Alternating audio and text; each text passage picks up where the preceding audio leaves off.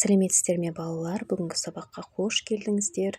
Сабағымызды бастамас бұрын каналымызға тіркеліп, лайк басып, сұрақтарыңыз болса, комментарий бөліміне жаза өтіңіздер.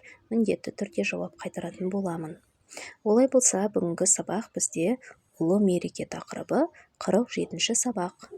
Бүгінгі сабақта өлеңді мәнерлеп оқып, негізгі ойды анықтайтын боламыз. Бірінші тапсырма: сурет бойынша әңгімеле. Балалар, суретке қарайтын болсақ, бұл Алматы қаласындағы тәуелсіздік монументінің мүсіні. Бұл біздің Қазақстан Республикасының тәуелсіздігіне орай, яғни 5 жыл толған кезде осы мүсін ескерткіш салынған болатын, балалар.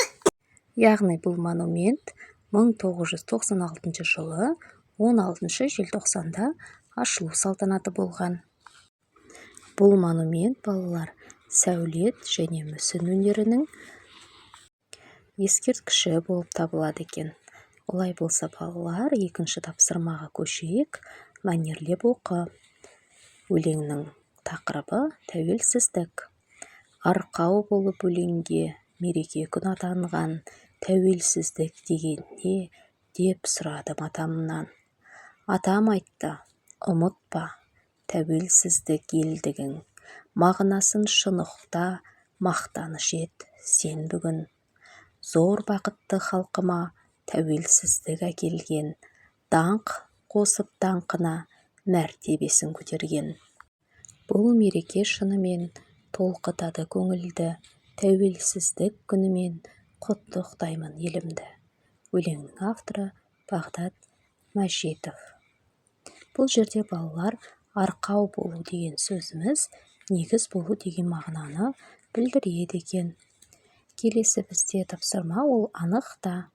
Үшінші тапсырма: атасы мен немересі не туралы әңгімелесті? Осыны біз анықтауымыз қажет.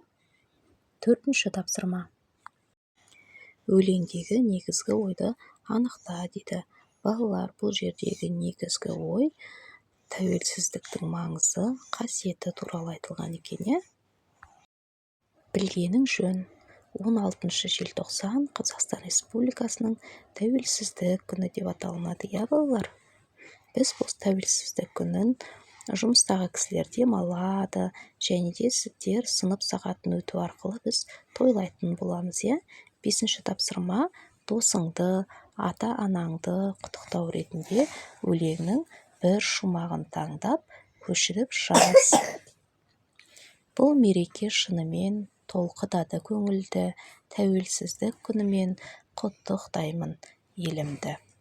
Қорытындыла. 6-шы тапсырма: бақытты өмір дегенді қалай түсінесің? Бақытты өмір дегеніміз, балалар, бейбітшілік, тыныштық, егеменді ел, бірлік, татулық және де адал достық екен.